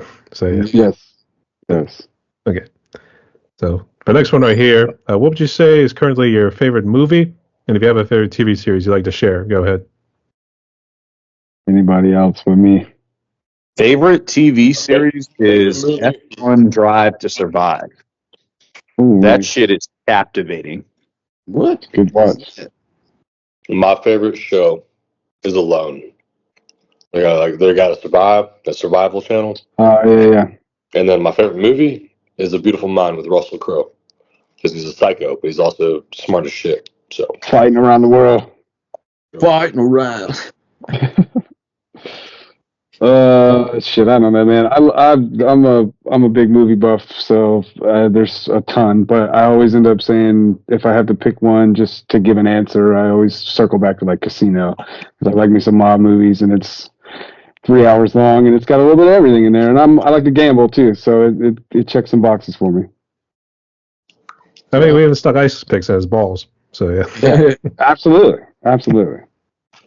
The funny part about that is I only remember that being a clip from a movie because it was used in a death metal song. I think a Skinless song as the intro. That sounds right. I Was don't it know. the whole thing put his head in a vice or something? Or I don't even. Yeah. It was maybe a Vile song or a Skinless song. One of them. You stuck Fucking ice eyeball. picks in his balls. His fucking eyeball popped out. I've got like the attention span and the memory of a fucking goldfish. So I kind of just tend to enjoy the movie. Like all those dumbass Marvel movies, even the shitty ones, I just enjoy them because they're just busy enough to keep me entertained long enough. But what's that movie with Gerard Butler? Where he's got a fear. No, the one where it was the first one I ever saw with him, where he's going on revenge. Oh, Law-Abiding Citizen. That one's up there for me. That movie's fucking sweet. I was pissed at the end though. I wish they had like an alternate ending where he just blew everybody up. That shit sucked. But I don't watch TV really often, but I go kind of in spurts between gaming and TV mode or movie mode or whatever. Like right now, I'm just watching some random ass Los Angeles homicide, something that's pretty enthralling, if you will. But I also got really sucked into Rick and Morty. I always just thought it was a stupid ass show, and then finally decided to check it out and got so sucked into that show. That show is awesome. I haven't watched it yet, but it does look like an interesting cartoon. Oh, dude, it gets kind of worse as it goes, I would say, so far. I don't know. They got like bought or something happen. I don't know. But man, the first couple seasons are just amazing. But growing up, I loved shit like South Park and Simpsons. Yeah, I guess it was always cartoons, and then I thought I grew out of it until I started watching Rick and Morty and realized I didn't. That's better for simpletons. That's just stupid. Now Rick and Morty is it's like a genius show. Some of the shit they say in there, I gotta go do research, and I'm like, you would probably dig it, Donny, because they pull these. I don't understand 90% of the references in that shit. I'm good for this. Yeah, I don't get a chance to watch a lot of series either, man. But I'll give props to the Penguin. That one was one of the better shows I've seen in a while. I still haven't given that a shot again. Rick and Morty can't compete with the Penguin, my man. Oh no. I'm good with those 20-minute episodes that are nonstop action. Mm-hmm. I mean, he would definitely like Primal next if he was really into those 20-minute sort of skits. Oh, I might have checked that out. That show Invincible, you ever seen that? It's a cartoon that's kind of it's like if The Boys. So that's probably, I forgot about The Boys. I think that might be the perfect show. At least the first 2 or 3 seasons. That might be one of my favorite shows that I've ever watched. Why is he shaking his head? Because I saw one episode, and it was this dude trying to convince his friend that they should fuck this octopus. Yeah, you gotta go back to episode 1 where it starts with dude's girlfriend exploding in front of him. I'd like to point out that John was not no, that didn't happen. No, he had a straight up relationship with a fucking octopus, bro. It's amazing. It sounds like a John kind of show. Not for me. I mean, at the same time, it was meant to be the parody of the Justice League in a specific way. So. Yeah. Well, but Invincible is kind of like if you took a kind of lame anime, but it was also The Boys. It's like kind of that level. And a couple of my friends told me I should watch it, and I was like, I don't watch anime. I'm not into that shit. And then my little brother, who hates on everything all the time, kind of like me, told me it was awesome.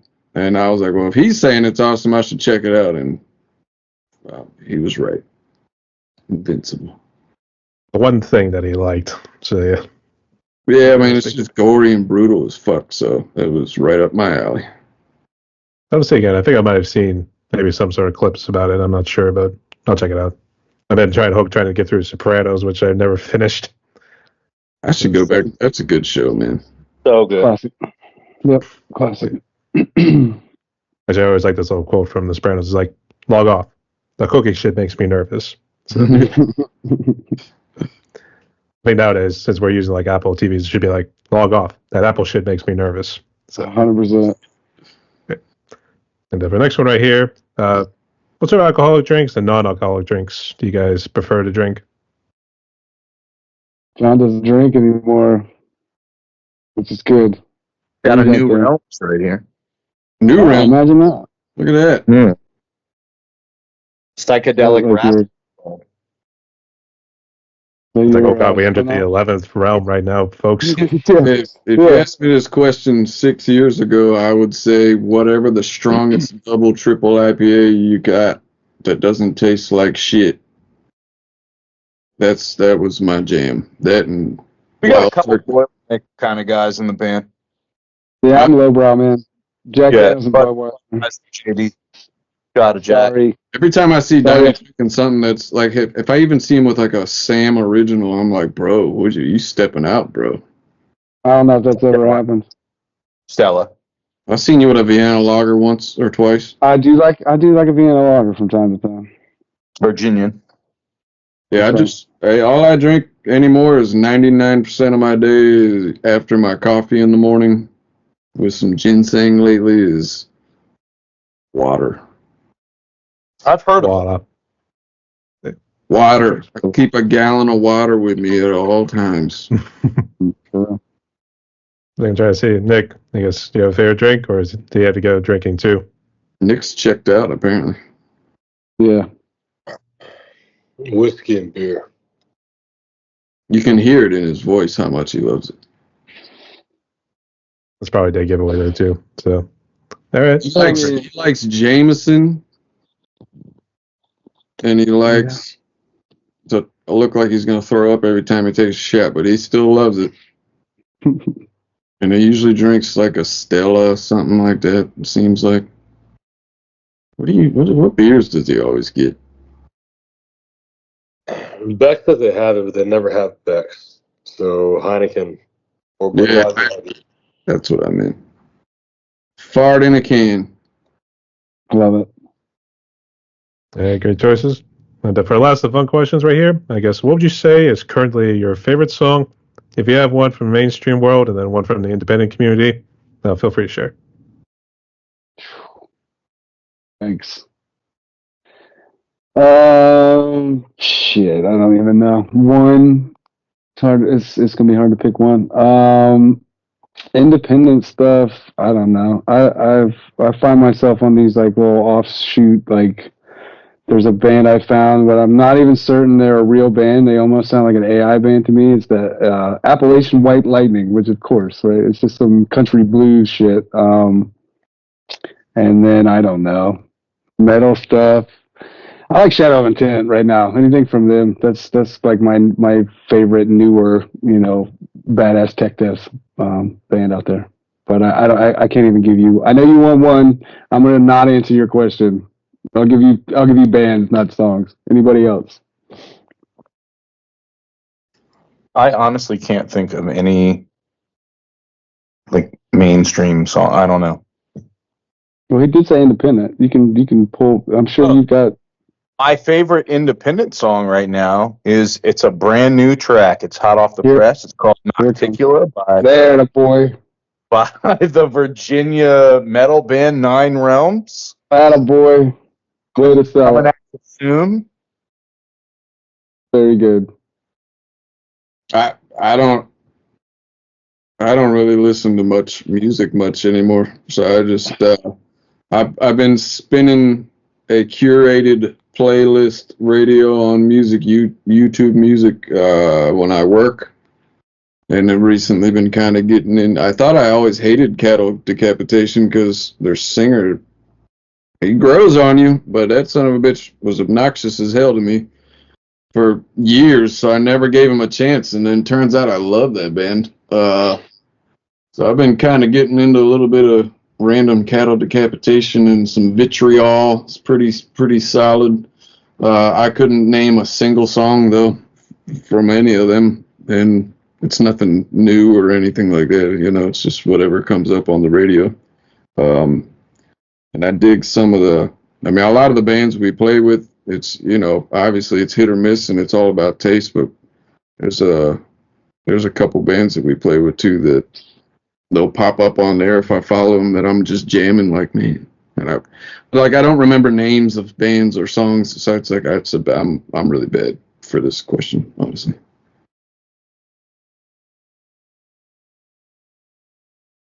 Mm-hmm. So my favorite, probably recently, label made, I guess, or label signed artist is the Red Clay Strays. I really like those guys from Alabama. They just live in Alabama. And then That Will Be Done. As far as independent artists, those guys crush. And that new album, Pillars of Fire, is nasty. You should check it out. So. The only one that answered this question properly is Tommy repping our own single, which is, again, nicely done. Appreciate it. Coming to stores soon, hopefully. Yeah, coming to AI interwebs very soon. Yeah, streaming service near you. So, yeah, that's it. Very much, yeah. Facebook. Yeah, Facebook. Yeah. Basically, anything that uses technology, we'll say in that case. So nailed it. Okay. We appreciate you, Brian. Hey, man, this is pretty fun. No worries. Thanks, guys, so much again for coming on. But we do have one more question left. But before we jump into it, so we got 4 guys on here. We'll just, you guys have any questions for me? Any final words you want to say before we close? Did you enjoy your evening with us, my friend? Always. I hope so. That's all that matters to me, man. Yeah, just thanks. I like the highs and lows and side to sides that this whole little couple hours took. And I would venture to say it's a little different than your normal interview, I would think. So hopefully we did a good job for you, man. Just thanks for doing what you're doing out there. If anybody's sticking around this far, we appreciate it. And hopefully you check our tunes out. Just waiting on Nick or Tom if they want to say anything. I'd like to know what he's doing up there. It seems like you have a genuine interest in what we're doing, and I respect that and I appreciate that. Thanks for giving us the opportunity. Yeah, man. Well said, Tomulus. All right. Just making sure. I think Tom stole Nick's thunder right there, so not too sure. All right, you guys thumbs up. So we're almost out of time, so we do have one more question left, and we'll do it like this. Donny, here you can go first. So, given what COVID has done, so obviously what we talked about earlier, teams, you guys were pretty blessed. Didn't have any problems with it. In fact, it seems like it was more a blessing in disguise. But for those people who have been impacted by COVID or anything else they've been dealing with in their lives, like an addiction or whatnot, what's their message of hope? Could you give to those musicians and people as they try to move forward with their lives? I mean, it's all going to be a cliche kind of answer, but, keep on keeping on, really. Lean on the people that matter to you, the opinions in your lives that matter to you. And really just, if you have any sort of passion out there, follow it, try not to get lost. And there's, nothing but negativity surrounding things, especially on the internet that we talk about. But just stick to yourself and like I said, lean on your community and just keep on, man. Never give up on your dreams and your hopes and things you love to do. Get after it. It's the best I can tell you. All right, John? I'd say in this day and age, man, more and more you see, especially with social media being the only way most people are social anymore. It's like everybody's so concerned with what everybody else is thinking about them, and it's like a lot of people are so busy thinking that that's what's gonna make them feel good is when other people like them, or it's like, and you don't realize that that's just gonna tear you down more than anything. Like, really, people just need to focus on themselves and worry about how they feel about themselves. And like when you say with things like addiction and mental health struggles, I'm like living, breathing example of all those things. And I haven't had a drink in 6 years, and my addictions have just moved on to other things that aren't drugs and alcohol. It never goes away. You just gotta, you eventually kind of learn how to deal with your own fucked up brain. You know what I mean? And it all happens in my own head. I'm my support system in my own head. I've got great friends and family that will support me whenever I need it. But ultimately, you got to be rooting for yourself and stop worrying about what the fuck everybody else is thinking about you. Right. And Donny, the professor? Yeah, I think, when you come across hard times, and we all do in one way or another, it's almost like life's filtration system, right? Because the things that are really important to you and the people who really care about you in those moments continue to be present. And the things that are otherwise superfluous that you thought were relevant in your life tend to go away. So I would say to anybody going through it, pay really careful attention to those people who are there for you and keep showing up in those challenging times. And then the things that are important to you in those moments, when all is right and well, never forget those people and those things that continue to be present and give you that reason and that purpose. That's a really good point, man. If people aren't calling you when you're down and they're calling you when you're up, that's a red flag. Oh, yeah. That's for sure. And lastly, Nick, to close it out, let's see what he's got.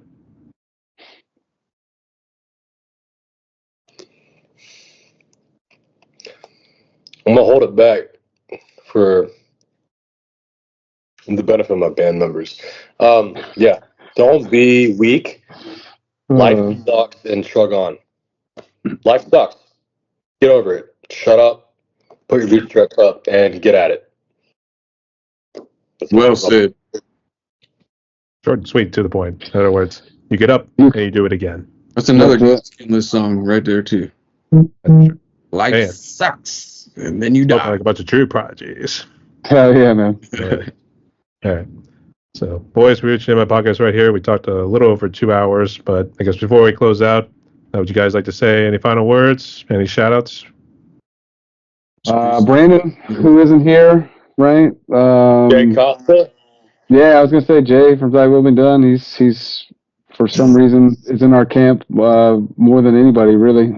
Very, very, very helpful guy. And yeah, all these fucking weird goofballs that I have associated myself until death, it seems. So Do us part, bro. that's it. 9 realms, baby. Fucking love it. Hey, man, Till death do us appreciate you part. having us on here, buddy. No worries. And I guess just real quick, did you have any new releases? And I guess what's your plans for this year? Go ahead, boys. 2 new tracks coming at you live. Fuck it, we're doing it live, bro. That's it. Soon. Hopefully soon. Almost Soon. mixing, mastering, all that good stuff. Yeah, going through final mix and master process. So hopefully, at least one this month. I would like to think it's possible, and then probably space the other one out just another month or so. But yeah, they're coming, and then we'll get back to live shows in the spring. So. All right. I guess since your drummer's moving away, are you guys going to look for maybe a substitute drummer to fill in his shoes if he's not able to come? Yeah. We've got a guy that has played a couple shows with us already. But he lives in Atlanta, fucking Georgia, so he's not next door either. So Brian Gribben, if you want to bring the kid out, dude. I'm not sure why after this back and forth, but you're more than welcome to join the family, bro. We definitely want to keep the train rolling. We prefer Brandon to be there if he can be there. But traveling back and forth out of country is gonna be tricky for him for all of it. So, He's comfortable enough with us, man. He showed us his foot. that's what I'm saying. That was it. That's how you know you're in. Yep. That's for sure. Nick and you can rub toes at a show together. Hell yeah. Maybe not that far, but Yeah. thanks for the offer nonetheless, you too. But to close out like this, everyone, my guest today was Donny, John, Tommy, and Nick, all hailing from Virginia right here, the part of the band, the Nine Realms. Can we get a nice little claw action, horns or something? I'll give you the front and the back. How about that? There we go. There he is. All right. So the part of the group, the Nine Realms. So go hit them on all socials, all stream platforms. You guys are kicking some major ass out there. You got some new work going on right there too. So keep your eyes open. Let's help our brothers out there too. So, boys, thank you again so much again for coming on. Thanks for everything that you do out there. So you all stay safe because it is a fucked up world. Let's put it in next sort of terminology right there. So you all stay safe. Rock on. Appreciate it. Now. Thank you, man.